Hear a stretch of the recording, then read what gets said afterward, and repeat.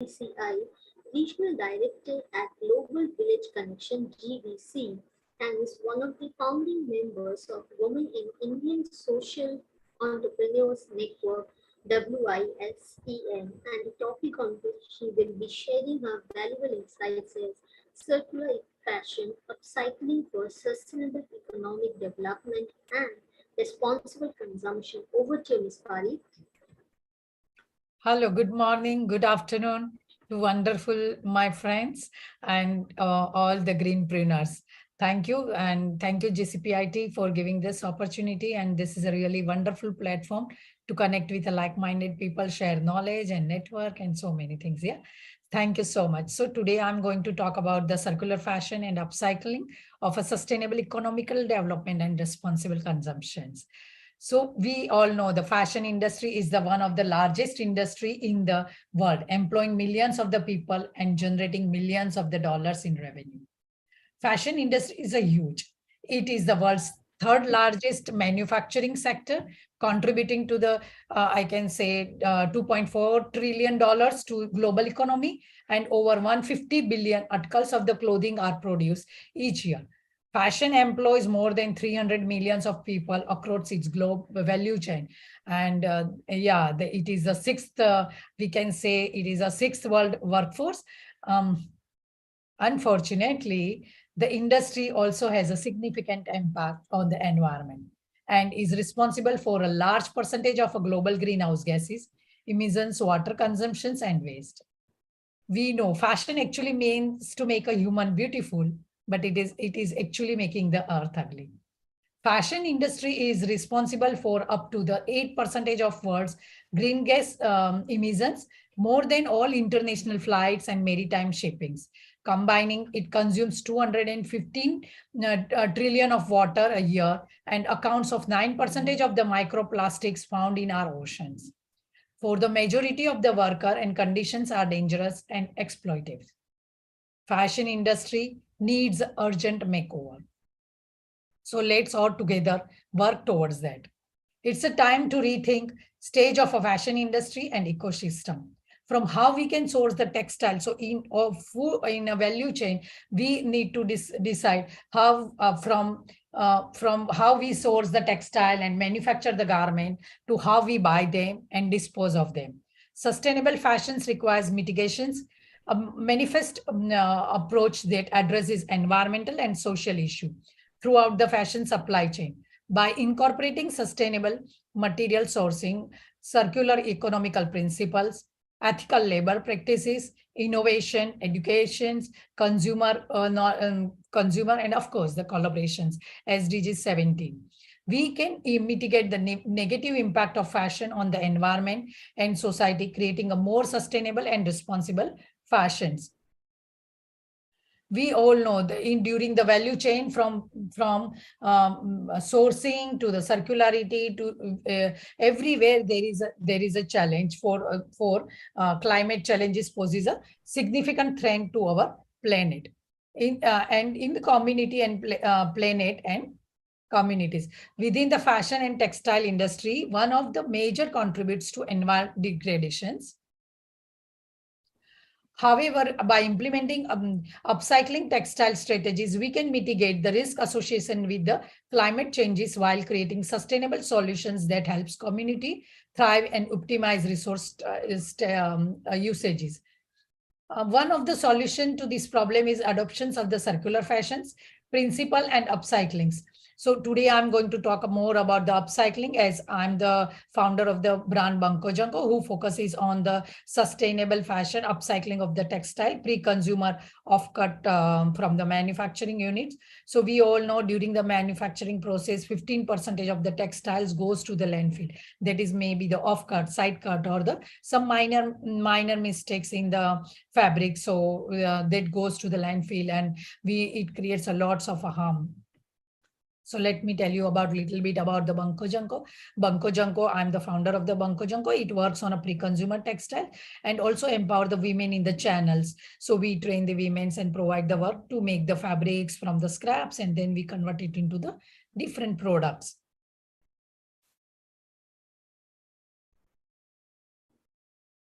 So the adoptions of the circular fashion and upcycling can contribute to the significant to achieving the United Nations Sustainable Development Goals related to responsible consumptions and productions, SDGs 12 and conversations of life below water. By designing clothes that last longer and can be repurposed or recycled, we can reduce waste and limit the negative impact on the fashion industry on the environment. Furthermore, circular fashion and upcycling has a several economical benefit, as well as by extending the life of the clothing, we can reduce the need of new clothing productions, which can save the resources and reduce cost. This can be especially benefit for individual and communities with limited resources. Upcycling can also create a new job opportunity in the fashion industry and support local economies.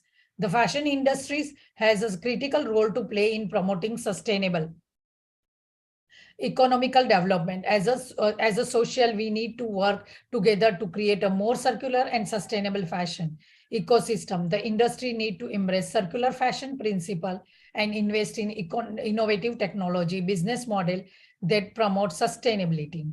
Consumer are also have a significant role to play by choosing a support brands that prioritize sustainability and making a conscious choice about what they buy, how they dispose of the clothing. In conclusions, circular fashion and upcycling are powerful tools in promoting sustainable economical development and responsible consumptions. By adopting circular principles and upcycling, we can reduce waste, limit the negative impact of the fashion industry on the environment, and create economical benefit of individual and community. Fashion industry and the consumer must work together, create a more sustainable and circular economical circular and ecosystems. Fashion industry is a significant contributor to the environmental degradations and social inequality. There is a growing need for sustainable practices within the industry. COP27 could provide a platform to discuss, promote sustainability in the fashion industry, and the scope for COP27 in relation to the sustainability is very much in a need. At the GCPIT, I am for the sustainability fashion, I would like to promote sustainability in a fashion industry by inviting the partners to participate in the different promoting this sustainability, government, school, colleges, and to add there in educations, the participating in the events and greenpreneurs, fashion enthusiasts, green, all of them for the part of the and of course the corporates ministry to join the global thought level network and working together to make the fashion industry more sustainable for all. Thank you. Thank you, Ms. Parikh.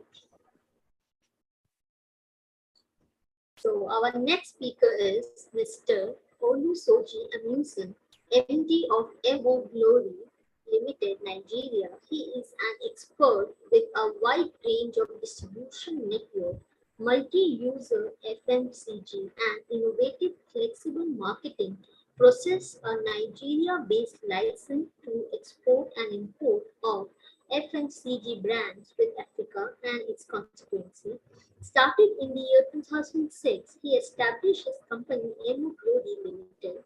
He had established years of predictability and integrity based on business sensation, covering all legitimate partnership from international manufacturing companies to its local structural plan in Africa. And today, he will be sharing his valuable insights on the topic achieving zero hunger through modern agriculture. Over to Mr. Amusan.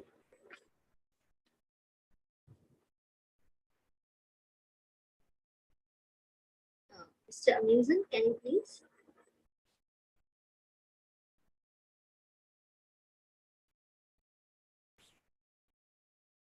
Can you hear me, Mr. Amusan?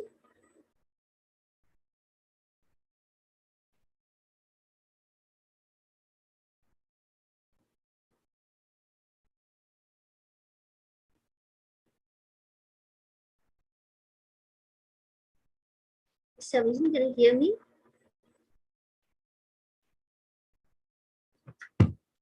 Okay. We can So hear you.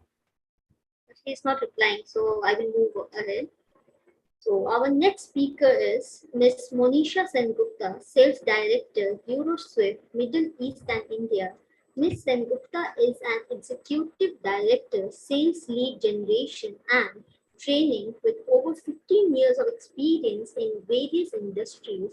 She had worked with globally renowned brands and contributes significantly to their growth. She has experience in market research, business analyst, and setting up trade arms in Middle East, Africa, and South Africa, has honed her skills in identifying target markets, generating leads, and building long-lasting relationships with clients. She has expertise in training and coaching sales teams to achieve their objective, identifying knowledge gaps and develop plans to fulfill them. And today she will be sharing her valuable insights on the topic embrace renewable energy. Over to you, Ms. Monisha. Yeah, thank you all, first of all, for joining in, and thanks to, as usual, to GCPIT for giving this opportunity where, we can share our knowledge, we can meet a lot of people as well as network. So, where I'm supposed to speak about the renewable energy, when we talk about embrace, I think we all know it's all about, putting things together, collecting things, keeping things. So, embrace renewable energy, why we say it is linked with a lot of sectors where we should be, nowadays, how the environment is shaping up, how the things are shaping up, where we have to reduce a lot of carbon footprints and promote sustainability. That is common with our retail industry as well.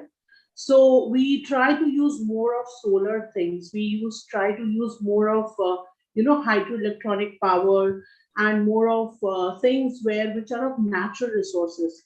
Once we start using all this, then the sustainability things also increase. So when I start, if I try to link it with our retail sector, what happens is that in our fixtures, or when we talk about the things which we manufacture, we try to manufacture with the products which can be reused or which are not harmful for the environment.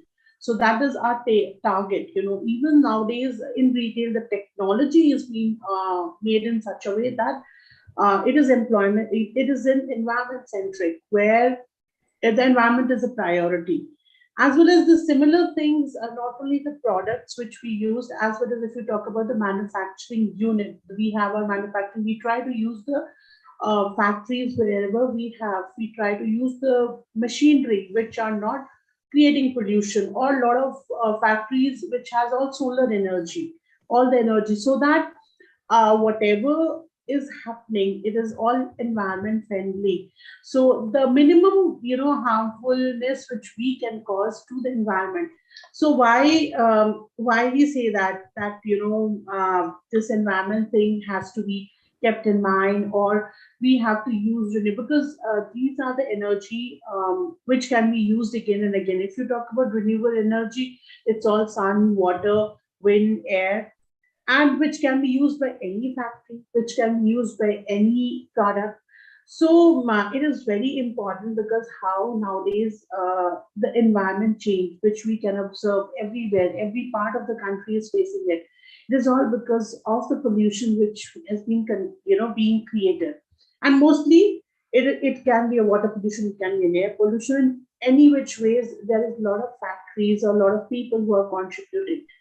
So we have to try our level best. In fact, in retail also, in Euroswift, when we manufacture products, we try the technology. If you talk about the lights which we put inside the stores, those are also such that they are environment friendly. So I feel that embracing this entire renewable energy is a contribution to each and every sector. Could be a retail, could be any manufacturing unit, could be any of the units. So as well as we also use a lot of hydroelectric generators and energies, so that that helps the factories, that helps the if you talk about the fixture companies, or that helps the natural environment.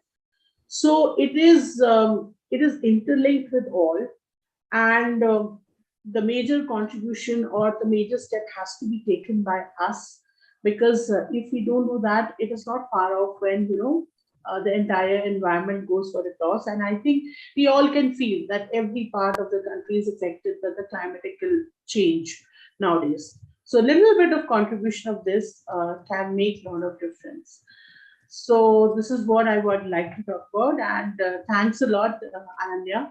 So, and yes, thanks a lot. And as well as this is what I would say, that we all should do our part. A little, smaller part of could be also bring in a lot of difference. Could be any sector, could be any place.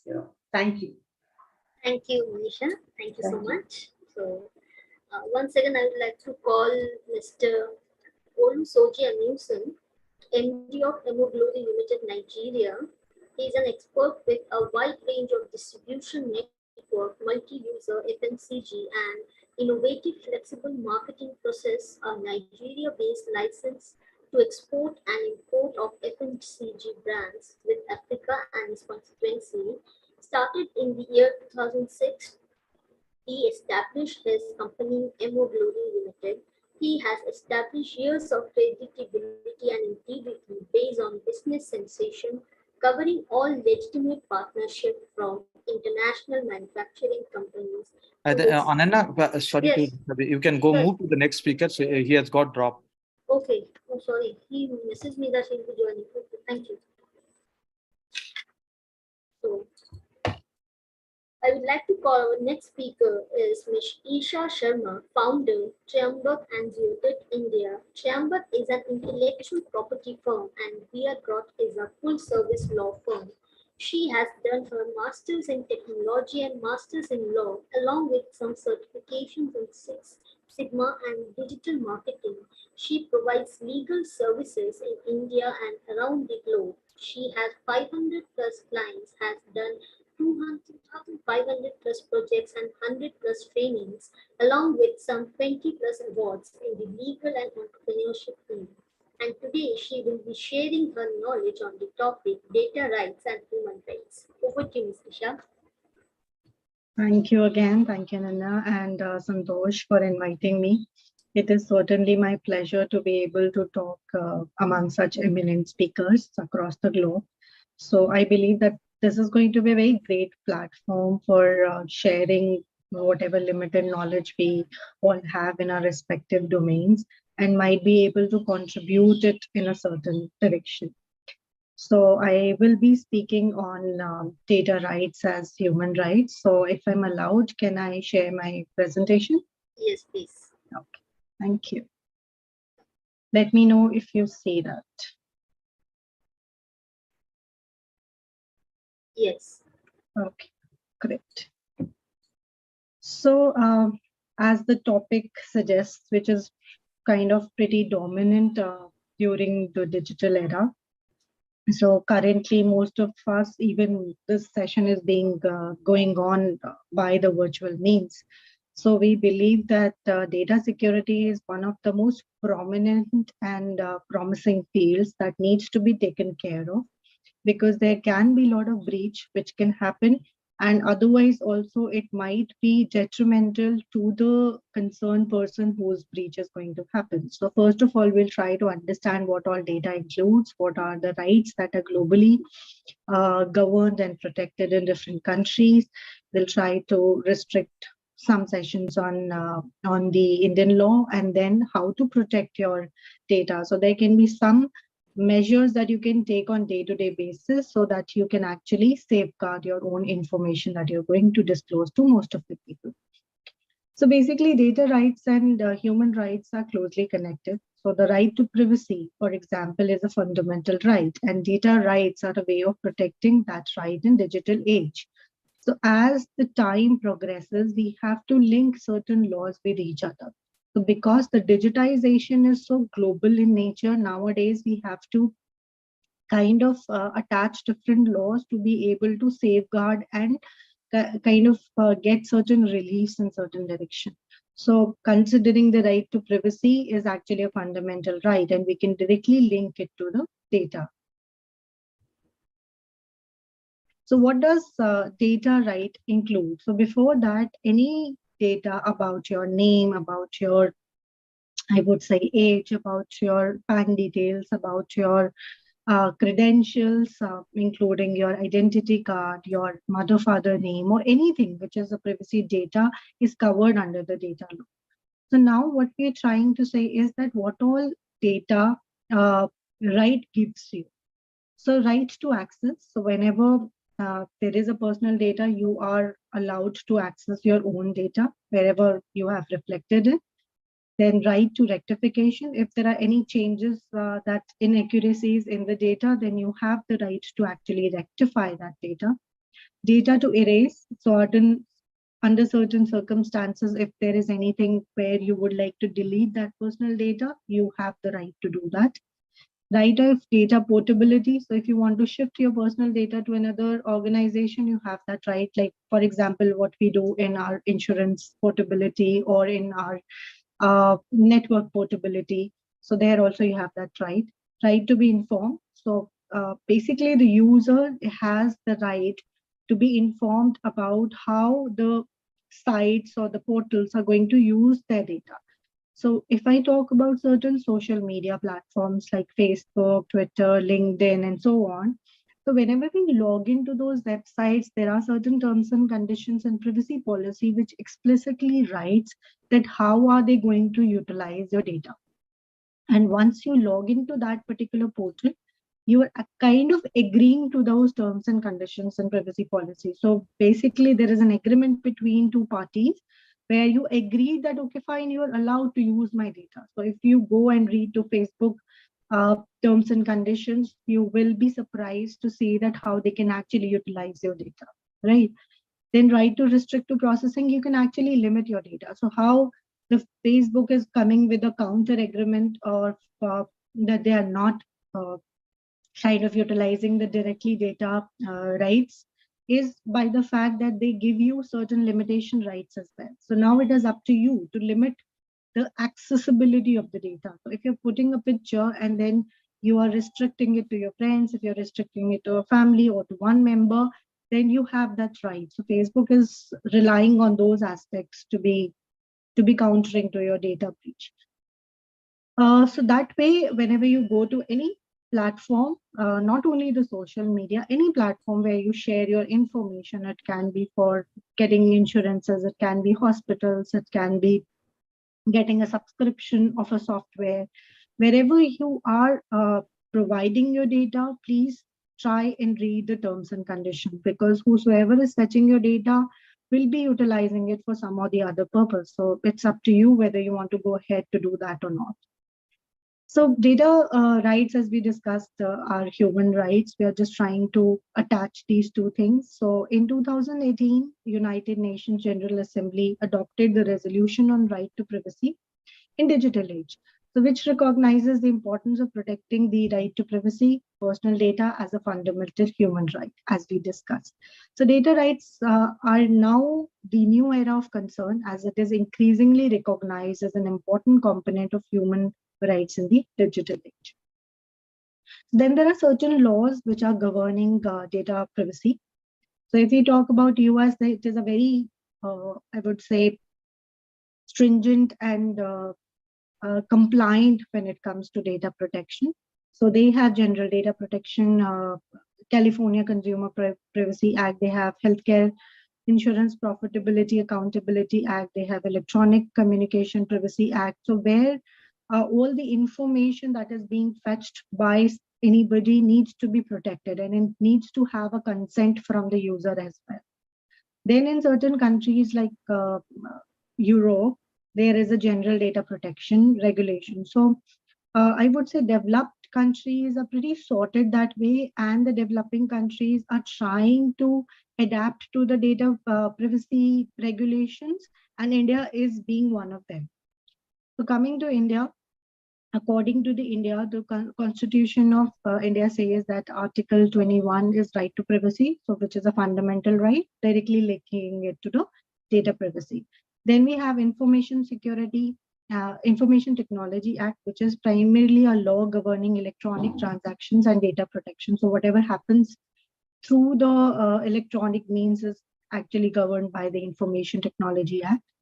Then the Personal Data Protection Bill 2019 is still pending. So it's a bill, and we assume that it will soon be called as an act, and then we have more enforceability in India as well. Then we have the Aadhaar Targeted Delivery of Financial and Other Subsidiaries Benefits and Services Act 2016, where the legal framework of Aadhaar system, which sets out the rules for use of Aadhaar data, provides for penalties for violations. Then we have Right of Information Act 2005. I guess whosoever comes from India will be pretty aware about this thing. So it's a very, very interesting and kind of elaborate act and information that you can get. So the act provides for the right of citizen to access information held by the public authority. So you can ask questions. You can see wherever the information is being floated, you will get answers on that. So coming to the point where if in case there is a breach of data in India or other geographies as well, so what is that you can do? So you can report the breach. You can actually go to the concerned authorities like cyber crime cell and so on. You can actually go and report the breach. Then what you need to do at your end would be that you need to change the password. So as soon as you feel that there is a data breach or there is anything of, I would say, getting hacked or so, so try to change the passwords if you have that information with you. Then you can check your accounts if there is any amount that is being deducted. So you need to be very, very diligent enough on that as well. So if there is a data breach, try to inform your bank and your company, credit card company, that this thing has happened. So maybe they can take a course of action against such activities as well. File the complaint with the relevant authorities. So each country will have a different authority to place with. So that can be done. Stay vigilant, which is pretty obvious, I would say. And try to use only the secured platform. So what is happening currently is that we have a lot of third-party apps as well. So if we are dealing directly with one app, then that binding of that particular app is still valid. When you give access to a lot of third-party apps as well, that is the point where your data breach is going to happen. So be very, very strict on the fact that if you are allowing any third-party actions or not. So how to protect your data on social media? The first thing would be that if you have any portal that you're using, try to adjust your privacy settings. So who can access your information? So I believe that a lot of people are influencers, so they want not to restrict the privacy policy, but some people who don't want that to be disclosed to multiple people. So you need to set up your privacy policy. So that's something that you need to do at your end. Be careful for what you share. Don't try to share pictures having any information, personal information. So your home address, your phone number, email ID, or anything that can be tracked to your personal information. Don't share that kind of an information. Even your car numbers should not be disclosed in your photographs. So use strong passwords. We have already discussed that. Try to be wary of phishing scams, which basically means that you need not to open anything which seems fishy to you. So if there is an email, if there is a message, nowadays we have so many cyber crimes happening either on OTP or otherwise as well. So you need to be a little diligent on that part as well. That don't open any link that comes onto you. You need to be very, very proper. Sometimes the kind of messages that we are getting for the phishing scams look so much similar to the bank messages as well. So you have to be very, very diligent on your. Then monitor your account activity. You can see the notification if there is any change of the setting which you haven't done. Again, the main point comes to the accessibility that you get. So if you're giving the accessibility, or if you have too many apps and too many softwares on your devices, there is a very strong chance for the data breach. So yeah, trying to conclude the same, as we discussed, that data rights are fundamental in nature. So the right to privacy is directly linked to the data digital age, and that actually needs to be safeguarded in every country there wherever it is being used. So I'm hoping that India will also come with promising act and implementation of the same. as we said, that the developing countries are doing pretty well and dominant into that area. So it's pretty sorted. So international human rights such as UDHR and ICCPR recognizes the right to privacy as fundamental human right. So data rights, just to conclude, are increasingly seen as an extension of human rights, such as freedom to access information, protecting privacy, personal data of individuals for ensuring their ability to express themselves freely and access information without the fear of surveillance. Just, I'll take one more minute to brief you a bit about what I recently read. That with the AI coming into picture, we actually, because it's related to the sustainability factor and so on, so what we are doing is that once we are creating AI, there is going to be a huge impact, not only on the technological aspect, human aspect, but also on the water usage. So I just recently read somewhere that if you're using ChatGPT, which is having actively like 100 million users, so just to train the chat GPT, it requires approximately 700,000 liter of fresh water. And how the water is being used is to cool the data centers to create the electricity. The amount of electricity and the cooling is required for those AIs to function is directly reflected to what we are giving up on the basic necessities. So according to the studies where we have approximately 1.1 billion people not having the access to water, going into digital era, and just trying to replace everything with AI is going to have a very longer impact as well. So that's something which I just wanted to share out of this context of the topic as well. So thank you again for choosing me to be able to deliver this. Thank you, Ms. Isha. That was really helpful. Certainly, my pleasure. Thank you so much. So I would like to call our last speaker for today's summit is Ms. Vinita Surana, Executive Director, Surana Group, Director, Win-Win Situation.in, US. Ms. Surana is an entrepreneur, speaker, and also a technical expert. Her passion on education, health, business, sports, social life, and philanthropy made her a vulnerable soul in diverse fields. She teaches yoga and performs cultural Kathak dance nationally and internationally. She has 10 plus years of experience, including progressive experience, identifying new business opportunities, cultivating and maintaining relationships with executive business partners, and spearheading effective sales and market penetration strategies by leveraging expertise and insights to implement forward-thinking and strategic business development solutions. And the topic on which she will be sharing her insights today is workplace health and well-being and lifelong learning. Over to you, Ms. Surana. You are on mute. Kindly please unmute yourself. Oh, thank you.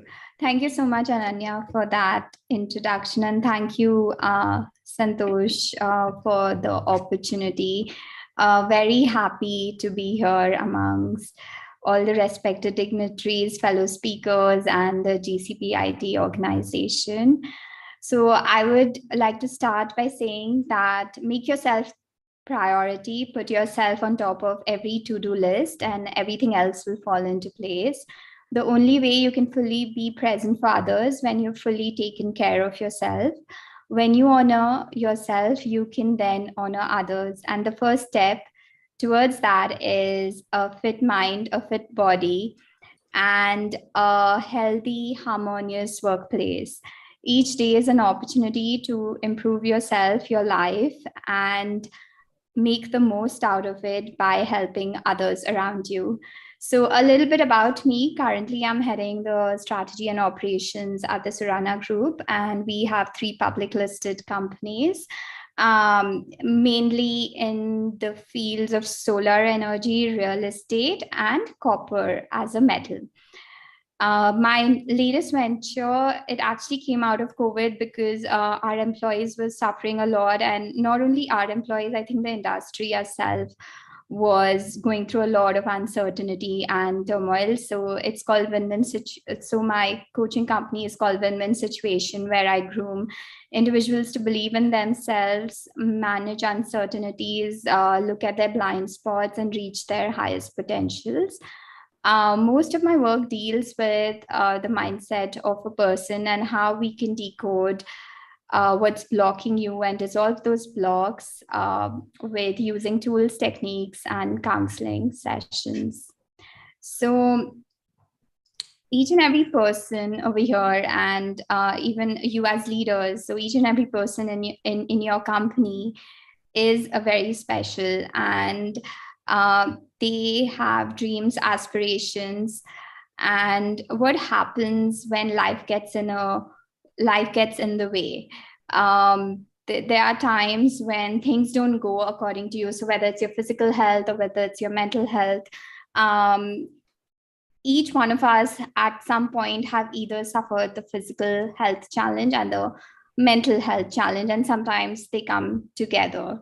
So the way that we started doing this at corporate workplaces is to first tackle the basics. So with the basics comes the physical fitness and the mind fitness. And the physical fitness, it's what is the diet that you're eating? Are you going for that exercise? Are you scheduling your work in such a way that you have time for getting a little bit of exercise, the exercise that you really like, in your schedule? And we've also we kind of work with leaders so that leaders can give incentives to their employees by either having a wellness package. So whichever gym they join or whichever area they go for the physical fitness, the company reimburses them for these kind of initiatives that they're taking towards their health. So the first part is the physical fitness, where it is your diet, your exercise, the basics of eating, sleeping on time, getting your meals on time. And then comes the mental part of it, where are you, are you taking that time? Whether are you doing your meditation sessions? Are you doing journaling? Are you doing reflecting on a day-to-day basis or a week-to-week basis, so that you can first be holistic and then come to your company with the right tools that you need. So I won't talk much about the physical ones because everybody knows these, they just don't do them. And the challenge with this is consistency. But let me talk more on the mental side. So if you're a business owner and your own employee cheats in you, or if you're in a booming industry and it suddenly comes crashing down, or if you're employed at a job at a senior level or at an entry level and you're fired from your job without a notice, or if you're an entrepreneur and your biggest client backs out, in any of these scenarios, people go through a lot of mental turmoil, and the list is endless. So when people go through these turmoils, these ups, highs and lows of life, in the highs, it's very easy to manage with your family, with your friends, with your work. But when you're in the lows of your life, we need systems in place so that individuals, business owners, senior management, and even entry-level people have a kind of, they are hedged with this black book of sorts, which they can come back to when they're going through scenarios like this. And this happens all the time. We live in a volatile, uncertain world, and every day is a new challenge, and seemingly more after the pandemic. So I'm just going to talk a little bit about what you can do. And then, of course, like, there are in-depth workshops, seminars, and corporate plans, which we can discuss later. So the first thing we as leaders can do is to set an example for the senior management, or the new interns and the people who are just joining the workforce. So when we know that when we are going through something and we can come out and talk about it and tell them that they are not alone. So the first thing would be to reach out to the right people for help, and then declare as leaders that this is happening to me too, and this is what I'm going through as well. When you say you're not alone, and when you create communities, one of the things that we had done in Surana group is to create a community of women, women business leaders. So whether if you've joined us in the last 6 months or you've been with us for 16 years, this is a community which it discusses only with women problems and what women face at workforce, whether it is not being taken seriously in a boardroom, or whether it is having to balance the work-life scenarios, which is even more challenging with when when you're working from home. So to make those communities and say that you're not alone, and facilitate that in a way that it is consistent. It is every second Saturday of the month. So when we put this into personal practice, and at the organization level as a whole, there are many success stories that have come out with this, which have ultimately hit the bottom line and the top line. The second thing I would say is to have like a morning and an evening routine, especially if you are the leaders of the company, and if your work day like really blurs in with your personal day, then there is no way that you're taking care of your mental health. To reduce the stress and anxiety, to increase your productivity levels, to have these blocks of the day which are just yours. Maybe it's with your family, or maybe it's just personal time, and doing a low stimulation activity. So when we are in boardrooms, when we're meeting, especially with social media, it's high stimulus. So doing low stimulus activities like walking in the nature, or sitting alone with the sounds of the water, or near a beach. So doing very low stimulus activities, almost in a meditative state, where you are kind of rejuvenating yourself.